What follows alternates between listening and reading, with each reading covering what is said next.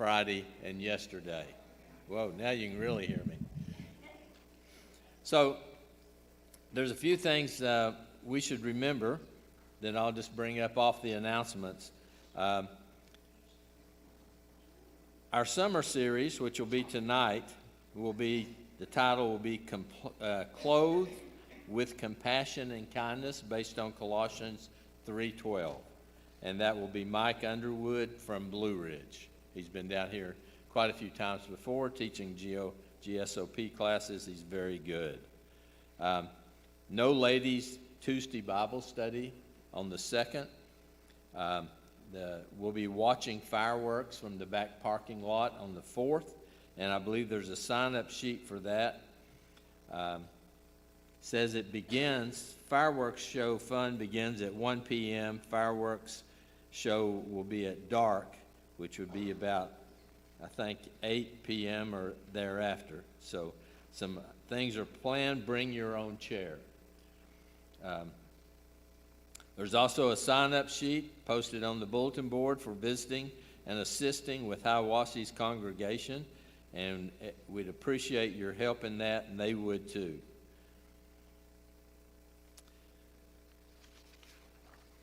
We do have a number of sick, and if you would, read about these in the prayer request part. I see John Johnson is back today. He was back at the building yesterday also, and I don't think you can stop him. Maybe slow him down, but you can't stop him. Abby Chansey began radiation treatments and will continue for 3 more weeks. I wondered why this print was looking so small, and that's because I wasn't wearing these glasses. Harvey Derrick, which we all know and is now back in Florida, has been diagnosed with prostate cancer. And Amanda Bagwell has started PT. Stephanie Pym is waiting on results from a biopsy. And Amy Johnson has a follow-up appointment. Holly Barr is recovering from major shoulder surgery. I've been through that, and I know it takes quite a long time, and it's an uncomfortable process. Mason and Kaylin Hayden's dad, Al, keep him in your prayers as he recovers from a double lung transplant. And Jonathan Hyder requests prayers for his brother Daniel and his sisters Mary. So if you would be sure and pick up a bulletin, and you can read more, and of course there'll be these announcements will probably be repeated. We also have VBS on the 21st through the 24th. Sunday will be the kickoff party at 5 p.m. Monday through Wednesday, we'll have VBS at 6:30. Classes nursery through adults. They probably need some more teachers, and so if you can volunteer for that. Sandy and I had to back out of doing second grade, I believe, because Sandy's having knee replacement surgery this month and looking forward to it, but she will probably be out of commission for a week or two. Anyway, that's all. I see Jeremy coming up, but if want to have a song, then I believe we have someone that was going to lead us in one, but I don't see him. So welcome, Jeremy.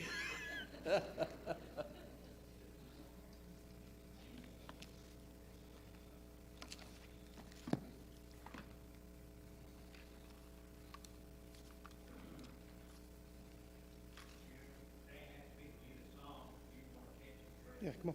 It'd be great.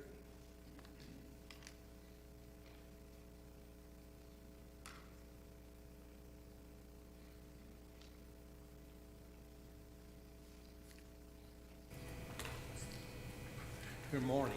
Morning. Let's start today by singing Trust and Obey, number 915 in the hymnal, Trust and Obey. When we walk with the Lord in the light of His Word, what a glory He sheds on our way. While we do His good will, He abides with us still, and with all who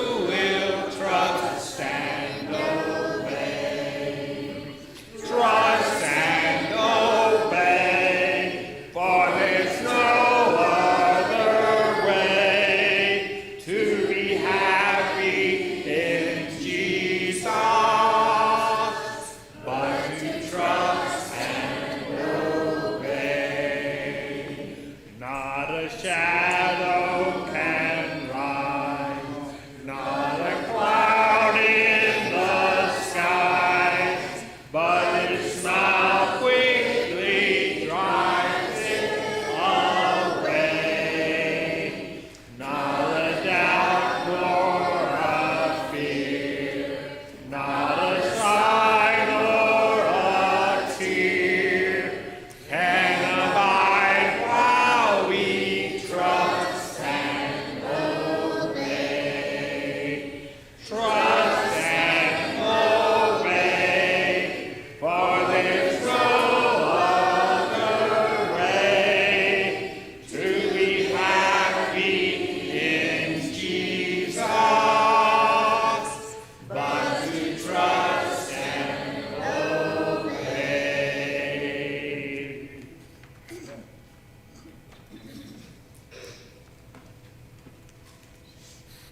All right, good morning. I know it's been a long, crazy, busy weekend for a lot of folks. We've had things going on here at the church, and you all have had things going on in your lives. I don't know if Mike mentioned it, but we were up all night with Mila. She is not feeling good and has a terrible cough, and it's one of those where she whined all night. So we were up all night. On the way here, Nora had a moment, so we had to stop on the side of the road, and so it's all good stuff. But everybody's here, everybody's together, and we're a family, and that's what's important. And, we go through different stages of life and things that are challenging, and that's part of being a church family is supporting each other through those things and remembering times when we've gone through things, and so I'm appreciative to be here, and thank you to Mike for covering for me at the beginning of the class. I want to this morning turn over to the final chapter of 1 Samuel. We're going to conclude 1 Samuel, and then we're going to begin walking through the text of 2 Samuel just a little bit.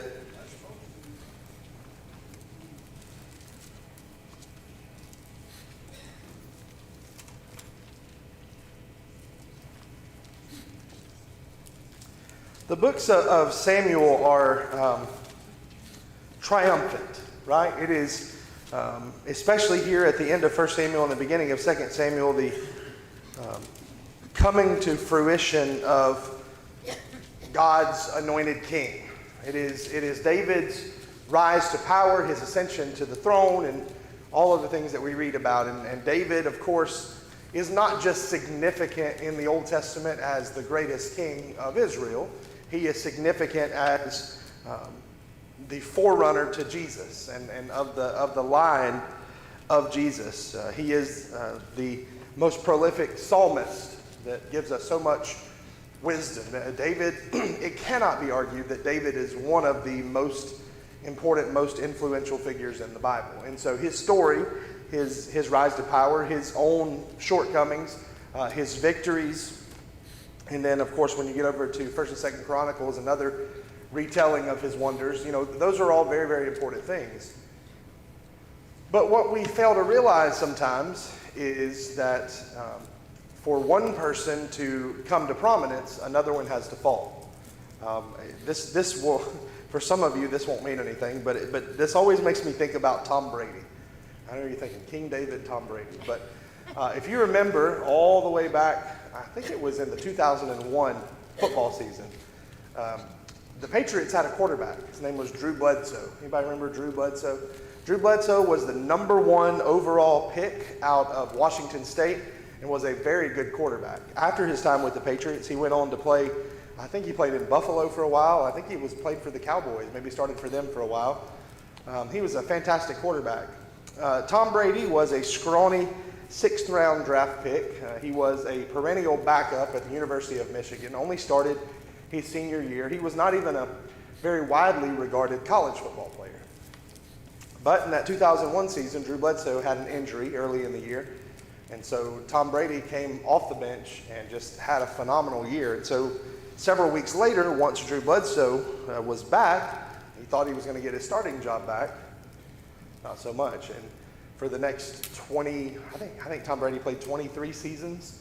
Tom Brady was the quarterback in the NFL, right? And so the story of Tom Brady's great, but the poor Drew Bledsoe and kids like me who, when they were in the 6th grade, had a Drew Bledsoe jersey they wore to school once a week. It was heartbreaking. Well, here, David's rise to power is accompanied by the destruction of Saul. And if you don't have any feelings or any emotion or any sadness for Saul, certainly you can find some for his son Jonathan. Because Jonathan and David are best friends. And here in this story, in 1 Samuel 31, not only is Saul going to die, but his sons are going to die alongside him in battle. And so let's read for just a minute the end of 1 Samuel in chapter 31, and then we'll jump into 2 Samuel. Now the Philistines fought against Israel. The Israelites fled before them, and many fell dead on Mount Gilboa. The Philistines were in hot pursuit of Saul and his sons, and they killed his sons, Jonathan, Abinadab, and Malchishua. The fighting grew fierce around Saul, and when the archers took over him, they wounded him critically. And Saul said to his armor-bearer, "Draw your sword and run me through, or these uncircumcised fellows will come and run me through and abuse me." But his armor-bearer was terrified and would not do it, so Saul took his own sword and fell on it. And when the armor-bearer saw that Saul was dead, he too fell on his sword and died with him. So Saul and his 3 sons and his armor-bearer and all his men died together that same day. So, let's stop and analyze that for a second. First off, the idea of falling on your sword. Where does that come from? Why do you fall on your own sword and kill yourself in battle? Well, Saul said he didn't want to be mistreated or tortured by the Philistines. Yeah, he didn't want to let the enemy, kill him and destroy him, and do whatever they would do. This has long since, in ancient culture, and even in maybe not modern cultures, but more modern cultures, has been an honorable way to die. That expression, "fall on your sword," has become part of our English vernacular, right? When someone's going to make a sacrifice, or someone's going to step down from a job, or someone's going to take the blame for something, that we say, "Oh, they fell on their sword." And so here, King Saul literally falls on his sword because his armor-bearer, can't do it. And then his armor-bearer, because of the honor that he had, did it as well. And so it's just sort of a matter-of-fact statement there in verse 6. So Saul and his 3 sons and his armor-bearer and all his men died together that same day. God ended the reign of King Saul. Why is it significant that his 3 military-aged sons died with him? Theirs. Israel had trouble enough with David being king. If Jonathan or any of his brothers were alive, they would have made him king instead. Right, absolutely. And all 3 of you sort of said the same thing. Yeah, there would have been a challenge to the throne. Can you imagine? I've often thought about if Jonathan had survived, having to challenge David and he would have had to because of his father being king, and David and Jonathan having to challenge each other for the throne and go to war, how awful that would have been. And very peacefully, they all die there together. In verse 7, when the Israelites along the valley and those across the Jordan saw that the Israelite army had fled and that Saul and his sons had died, they abandoned their towns and fled, and the Philistines came and occupied them. And the next day, when the Philistines came to strip the dead, they found Saul and his 3 sons fallen on Mount Gilboa. They cut off his head, stripped off his armor. They sent messengers throughout the land of the Philistines to proclaim the news in the temple of their idols and among their people. They put his armor in the temple of the Ashtoreths and fastened his body to the wall of Bethshan. When the people of Jabesh Gilead heard what the Philistines had done to Saul, all their valiant men marched through the night to Bethshan, and they took down the bodies of Saul and his sons from the wall of Bethshan, went to Jabesh, where they burned them. And they took their bones and buried them under a tamarisk tree at Jabesh, and they fasted 7 days. Sort of interesting, I think, that these people who had fled, when they heard about what had been done to their king, they found some courage to go and to at least give him some honor in death. Instead of allowing his body to be displayed in the temple of the Ashtoreth, they take him and they burn his body and they bury him. And that's how 1 Samuel ends. on a sad note, on a difficult note. But unfortunately, it's something that had to happen. I was asked in high school to write a paper in one of my AP history classes. I had to write a paper about the decision to drop the atomic bomb on Hiroshima and Nagasaki. A few of you were alive when that happened, but you were most certainly very, very small. And so I don't think any of us in this room could say that we fully understand the decision that President Truman had to make when he did that. I cannot imagine how much and how heavily that weighed on him. As a matter of fact, he wrote about it later in his memoirs, about how difficult it was to make that decision, to use a weapon that had never been used before, that you knew was going to bring catastrophic destruction. And I guarantee if you go back and you read the accounts of the damage that was done and what some of those people went through, it is harrowing, it is sad, it's difficult, it is gut-wrenching. However, knowing what we know about American history, do you think that going back, that decision would be changed? No. Now, I would like to say, well, if people really weighed and knew what was going to happen, then the Japanese would have thrown their swords down and surrendered. Well, if that had happened, then they wouldn't be in that situation. And so, sometimes in life, terrible, awful things have to happen for the greater good. And I think that is part of the story of Saul, that he disobeyed God. Let's make no mistake about it. His consequences were a direct result of his own actions and shortcomings and failings. But it is a tragic end and a tragic story, and especially it is a story of which Jonathan is collateral damage. So at the end of this, we have one narrative that ends, and in 2 Samuel, a new narrative is going to begin, but guess what you're going to have before the narrative can truly begin? You're going to have war. And so that's where we're going to pick up, and Will, if you have the video queued up, we'll watch this short video on, is that a misspelling on the website? Man, look at that. Never seen that on this website. All right.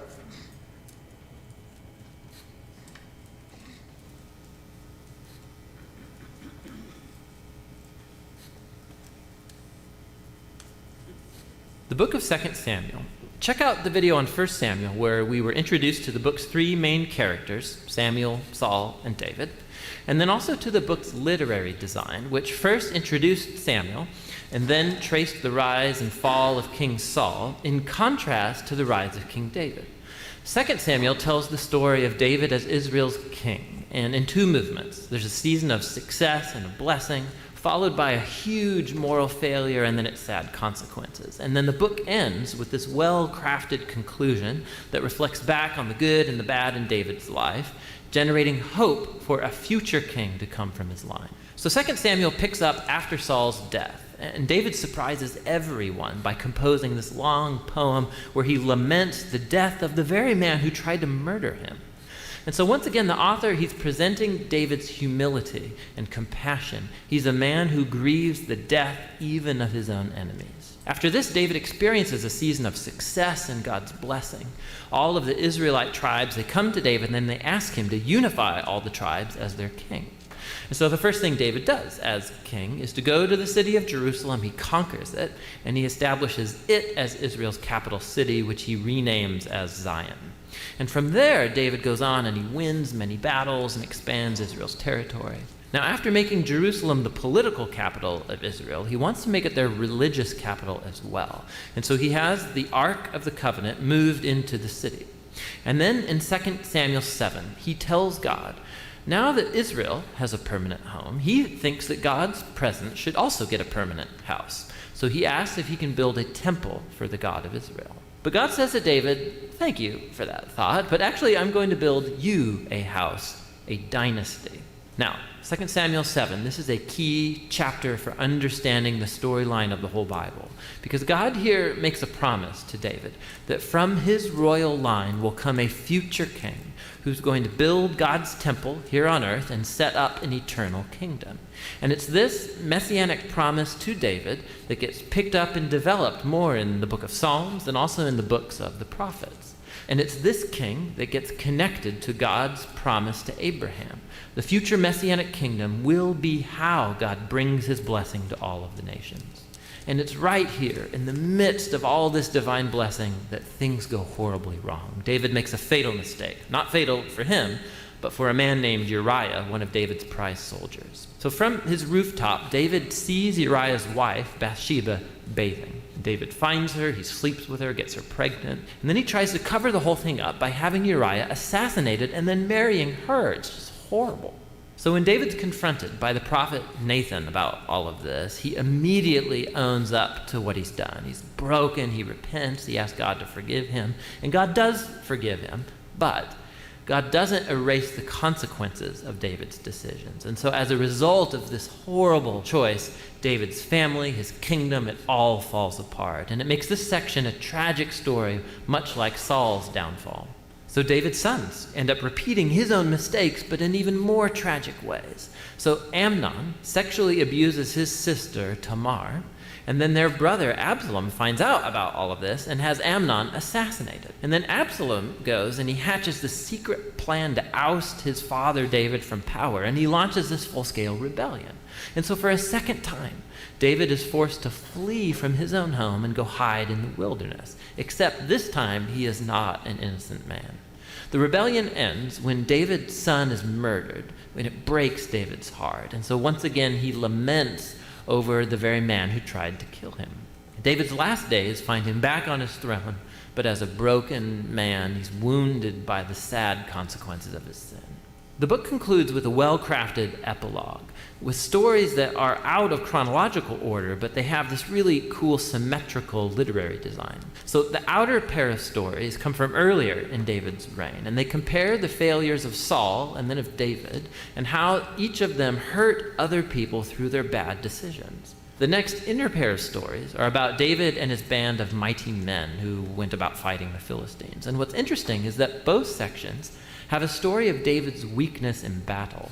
So in contrast to the victorious David of chapters 1 through 9, here we see a vulnerable David who's dependent on others for help. The center of the epilogue has two poems that act like memoirs, and David reflects back on his life. And he remembers times when God graciously rescued him from danger. And he sees these as moments where God was faithful to his covenant promise to him and to his family. Both poems conclude by looking back onto the hope of God's promise of a future king who will build that eternal kingdom. Now these poems and then God's promise also connect back to Hannah's poem that opened the book. And so these key passages from the beginning, now the middle, and the end of the book bring the book's themes all together. Despite Saul and David's evil, God remained at work, moving forward his redemptive purposes. And God opposed David and Saul's arrogance, but he exalted David when he humbled himself. And so the future hope of this book reaches far beyond David himself. It looks to the future, to the Messianic King who will one day bring God's kingdom and blessing to all of the nations. And that's what the book of Samuel is all about.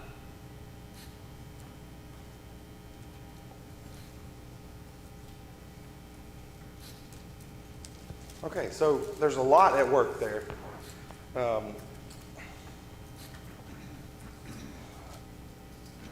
Overall, that story that you just heard in the book of 2 Samuel, does it speak kindly of David? What do you think? Not much. No. Several major mistakes that we see. Of course, the sin of Bathsheba and the murder of Uriah the Hittite, and the relationship with his children. And many people fault David for the situation with Amnon and Tamar, that he didn't handle it, that he didn't deal with it correctly. And then that led, of course, to Absalom murdering Amnon. And David literally has to go and, and flee in the wilderness until his son is murdered. And so on one side, you have David, and the video says, there that you have David as this character who is weak and broken and fragile.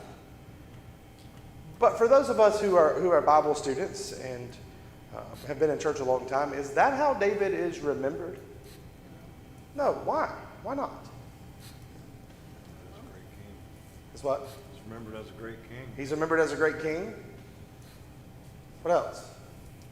It's through him that the seed of Christ came through. Okay, yeah, that promise that's made in chapter 7. Why else? He's remembered. Okay, so we remember his triumphs more than his defeats, right? We remember Goliath and we remember all those things. Okay, that's partially. Yeah, For me, more than anything, you remember David as a man after God's own heart. yeah, that's right. Somebody else said something too. I was going to say that, because I remember he was a man after God's own heart. We know that he did wrong, some severe wrong. But he turned to God and said, I'm sorry, I regret. And I always think that there's always redemption. Yeah. And I remember that from the story of David. Yeah, and I think that's exactly right. Is that we get an insight into the heart of David more than we just rely on his actions. I've been reading about the brain and the heart and who's in charge. Mm-hmm. And I often thought it was the brain. But in the scientific evidence that I'm reading now, and also scripture, the heart is where all things come from. And the brain obviously has some figure, but the heart is more I wouldn't say godly, but more the spiritual essence of what runs our lives as opposed to the brain, because the brain can make poor choices, like David made, Yeah. that were more human, more physical. But the heart makes more appears to be spiritual or long-term choices. Yeah. So the heart is in charge. Yeah, I think you're right in that. And of course, we define the heart a little bit on Wednesday night, what that means. But yeah, we get that, that insight and that look into David's heart. Remember all the way back when we talked about, I guess it was last week or 2 weeks ago, the picture of Samuel going and anointing the next king at the house of Jesse? Remember what God said there? God doesn't look, or Samuel says it he says it through Samuel, that God doesn't look at the outward appearance of a man, but he looks at the heart. And so I think that's true for us in some respects, in that we get this picture of David's heart. And we get it through the Psalms, right? We get it through his writings, and we see. And so when we know his heart, we're willing to forgive some of his shortcomings. Would we agree with that? So let me ask you this question. Let's make a little bit of modern application here. Shouldn't that be true for our brothers and sisters as well? If we know each other and we know each other's heart, it should make it that much easier to forgive our shortcomings and our failures. Because here's what we know. Here's what we know. No one is perfect. No one is perfect. Of all the people that had an opportunity to be perfect, it's David. David had arguably one of the closest relationships with God of any biblical character. He was chosen by God, anointed by God to be his king. He was plucked out of a field. He was given the power to defeat a giant. He had every possible way to be a devout, strict follower of God, a keeper of the law, and to live his life as a paragon of virtue. First off, let's talk about this for a minute. We'll talk more about it. Why did some of David's shortcomings occur? What's the one main reason, if we're being truthful? Because he was human. Okay, more than that, specifically. There we go. Pride has to be it. When you get told your whole life, hey, God's king, man. I defeated. I don't care who you are. When you're standing over a 10-foot tall man with his head in your hands, you got to feel pretty tough, right? You stand there, yeah, Goliath. You thought you were going to beat me. And you're the king, and you unite the nations, and him standing there seeing Bathsheba. Man, I'm the king. I want something, I take it. It's human nature to develop that pride and that arrogance, and all of us have been guilty of that from time to time. If you were a good athlete, if you're successful at your job, if you have success in any area of life, you start to develop that pride that lives within us. And I think that was David's big sin. He even said so on a few occasions, right? Hey, I haven't begun to defile myself, is what David said.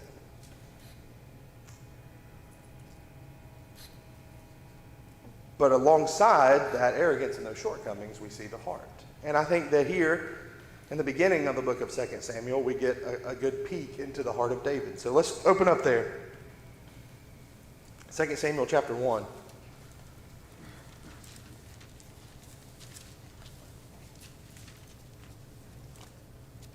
David hears of Saul's death. Soldier comes back and he says, yeah, King Saul's dead. He was laying there and he was almost dead, so I decided that I would kill him for you. You're welcome. Here's his crown. What does David do to the man? Executes him. He says, who are you to kill God's anointed? By the way, was that guy telling the truth? No. Imagine that. A lie about slaughtering the king.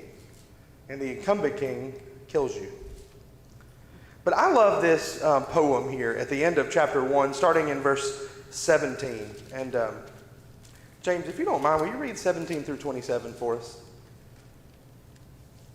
And David lamented with this lamentation over Saul and Jonathan his son. And he said it should be taught to the people of Judah. Behold, it is written in the book of Jashar. He said, your glory, O Israel, is slain on your high places. How the mighty have fallen. Tell it not in Gath. Publish it not in the streets of Ashkelon. Let the daughters of the Philistines rejoice. Lest the daughters of the Philistines rejoice. Lest the daughters of the uncircumcised exult. You mountains of Gilboa, let there be no dew or rain upon you, nor fields of the offerings. For there the shield of the mighty was defiled, the shield of Saul not anointed with oil. From the blood of the slain, from the fat of the mighty, the bow of Jonathan turned not back, and the sword of Saul returned not empty. Saul and Jonathan beloved and loved thee. In life and in death they were not divided. They were swifter than eagles. They were stronger than lions. You daughters of Israel, weep over Saul, who clothed you luxuriously in scarlet, who put ornaments of gold on your apparel. How the mighty have fallen in the midst of battle. Jonathan lies slain on your high places. I am distressed for you, my brother Jonathan. Very pleasant have you been to me. Your love to me was extraordinary, surpassing the love of a woman.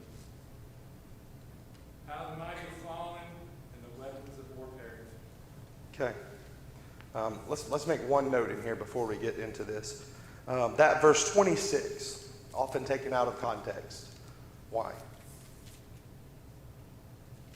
Folks like to read into it, it's not there. Yes, people like to read into it what's not there. It is, implied somehow that David and Jonathan had an inappropriate relationship. He says, oh, I loved you more than I loved women. And so people like to read into that. I think this is poetic license, probably some things lost in translation. Any insinuation that David and Jonathan had any sort of inappropriate homosexual relationship is despicable to God's word. I think men can have passionate respect and love for each other without it having anything to do with sex. Right, yeah. And I think that's what they're talking about. Yeah, listen. Let's be real for a minute. How many of you have been married 30 plus years? Does Okay. it count the other? Yes, 62? yeah. You've been married a long time. You love your wives. You've been devoted to them. But if you had a chance to go watch a ball game with your buddies or go shopping with your wife, let's tell the truth about where we'd rather be, all right? Y'all didn't want to laugh at that because your wives are sitting next to you. I understand, but you know, if men are given the choice to get up and go fishing or go hunting or watch a Hallmark movie with their wives, as much as you love your wife, you'd like to be there. Now, sometimes you make the choice to spend it with your wife, and you put a smile on and you say, man, I'd love to see Candace Cameron in one more Hallmark movie. Man, that small town where the rich guy came back and he met the woman who owns a bakery and they fell in love under the Christmas tree, that just, man, it builds me up. I don't want to be out shooting a deer with my friends. You just gave something away. You called a Hallmark actor's name. She was in Full House, so, but yeah, you're right. You know, so yes, so I think that's a fair point, that men can have a close relationship without there being anything read into it. And I think David and Jonathan had a relationship that they were brothers. What was David's relationship like with his actual brothers, by the way? Seemed adversarial, didn't it? There had to be some jealousy from his older brothers. Hey, little bro, this is the guy they picked on, right? And all of a sudden, he jumps over them to defeat a giant. Then he jumps over them to become king, right? And so he finds a kindred spirit. And so any insinuation that there's anything else going on there is very inappropriate and is pushing an agenda. And so just be mindful of that. You'll hear that brought up. I have, you know, throughout different studies. But the bigger picture of this poem, and I love the picture in that video, it was David prostrate on the ground in front of the graves of Saul and Jonathan weeping. On one side, politically, this is a victorious moment for David. He is going to ascend to the throne. He is going to be proclaimed king. But in his humility of spirit and in his godly heart, he is in sorrow. And he kneels down and he says this. And I like verse 18. He ordered that the people of Judah be taught this lament of the bow. They had to learn it. They had to memorize it to understand the greatness of King Saul. David memorializes Saul here in this poem instead of celebrating his downfall. And so, you know, usually we kind of skip over poems when they're written, but I think that's a good one. Yeah. Do you think maybe he wanted Israel to mourn over Saul instead of celebrating David's rise so that there would be more emphasis put on the Lord's anointed rather than the man himself? Yeah, I think that's a pattern throughout the text, right? You think back to when David, in chapter 24 of 1 Samuel, you know, where he cuts off the corner of his robe, and he's so guilty. He doesn't say he feels guilty because he cut off the corner of Saul's robe. He says, I did it to what? God's anointed. To God's anointed. That's right. And so I think David very much respects the position, right? I was watching a video the other day, and I don't even know, I mean, I know it's election season, so it probably popped up, but where it was when John McCain was, when Barack Obama was president, people were at one of his rallies, you know, making accusations, you know, as people do during political times, and he stopped them. He said, we might have different political views, but I still respect him, and I think he's a decent man and human being, and he's trying his best. They were very much on polar opposites politically, but do you remember when John McCain died? Some of you may, some of you may not. Which two people were chosen to do his eulogies? Do you remember? George Bush, who he beat in a primary so that he could become president, and Barack Obama, who he also defeated in an election. And I went back and watched that eulogy, and Barack Obama said it was John McCain's way of getting back at him by making him and George Bush do his eulogies at his funeral. But there was that respect, right? They may not have respected each other personally, I don't know. They certainly had different political beliefs, but they respected the office, right, that they were trying to attain. It was the presidency. And so there's that respect, and if we can muster that respect for an office politically, then certainly David would think about the respect. Not that he necessarily respected Saul. Saul had tried to kill him, tried to murder him. But he respected that he, at one time or another, had been chosen to be God's anointed king. And so he thought that was worthy of respect even in death. And so I think we learn a lot there from this story. And in my Bible, there's a note that says that David chose to see the good as opposed to the evil. Yeah. Yeah. I think he really, truly tried to be godlike because God was the thing that he wanted to be like. Yeah. And so I think that has a lot to do with the way he looked at people. That's right. All right. Well, we will stop there. We'll pick up next week. I want to spend a little bit of time in chapter 7 because there is the messianic prophecy there. And we'll go through and try to finish up 2 Samuel in the next couple of weeks. Thank you very much. Yes.